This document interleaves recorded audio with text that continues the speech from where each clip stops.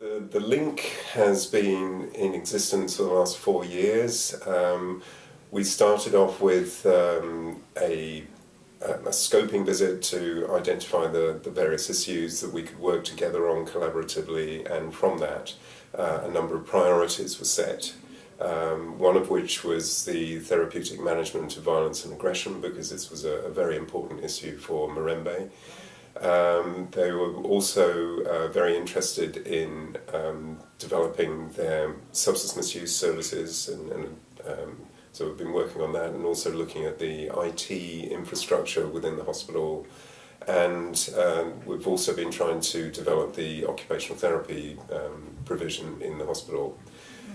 I suppose the main area where we've concentrated work has really been around the therapeutic management of violence and aggression, where we have had members of staff from Mirembe Hospital coming over here to undertake training, so that they can then become trainers of other staff within the hospital. And they have actually gone back and run training courses with staff at Mirembe Hospital, and they're also training staff in a couple of other regional hospitals in Tanzania. Previously, we had no any structured way of managing these patients. Therefore, we have a structured one. How you can attack, you can defend yourself if the patient has attacked you.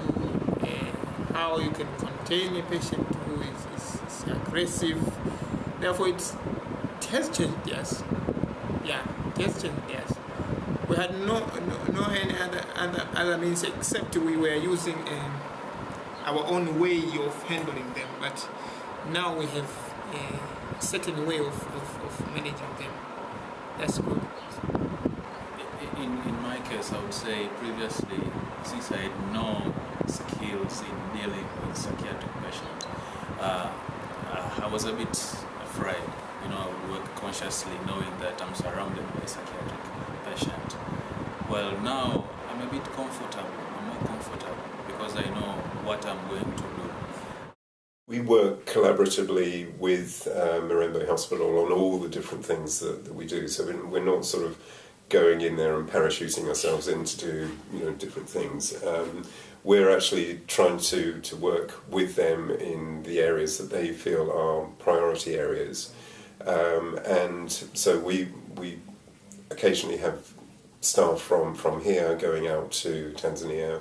We've had their staff coming over here, and so we actually learn a lot from one another in terms of how to deal with very difficult issues, but with minimal resources. It's terribly refreshing that we learn from each other, because at a time, the NHS is at a time when it's so strained with resources, and we're having to be very minimal about and effective about the way we deliver care.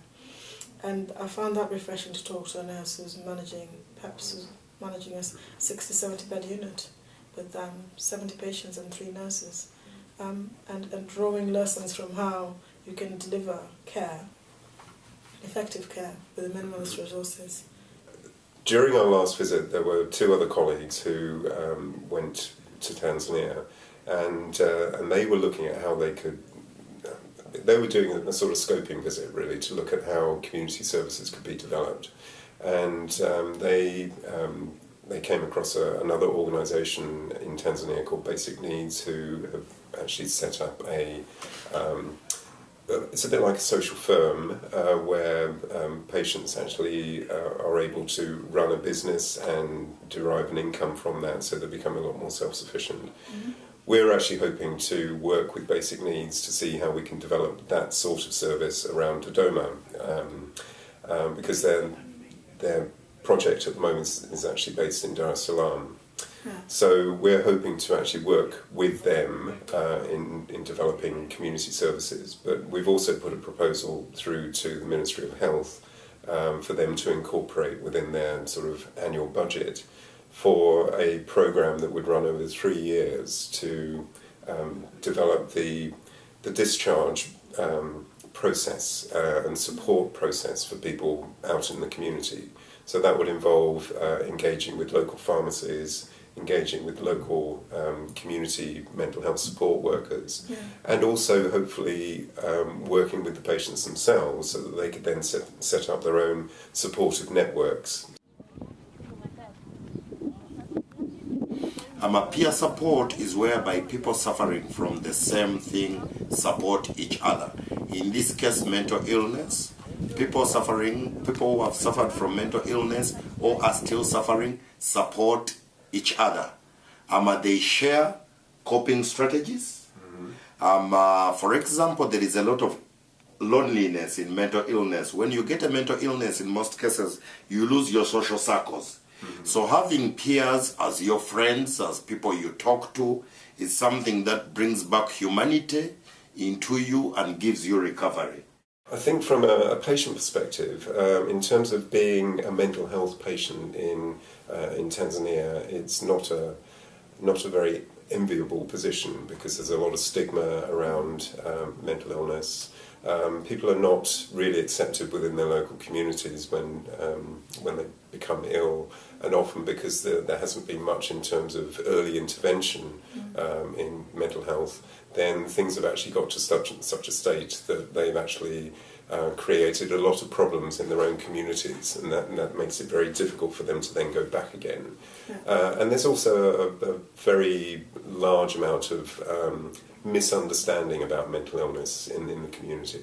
I'm excited that we've begun to develop a work stream for nurses to look at the nursing needs within nurses in Mirembe.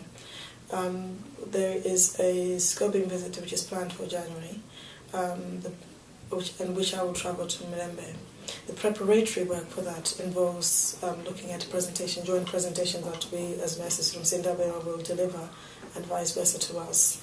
Some of the preparatory work is also around developing the buddy-up system, the supervision system that we have, looking at learning needs for the nurses, specifically nurses within Mirembe, having an open discussion within the link about what is feasible, how we can prioritize those needs, how we can develop those needs.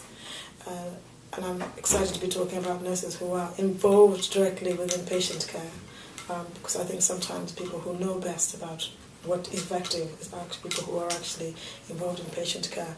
So excited to be developing a work stream for nurses and developing learning capacities at both ends within CNWL-Mirembe.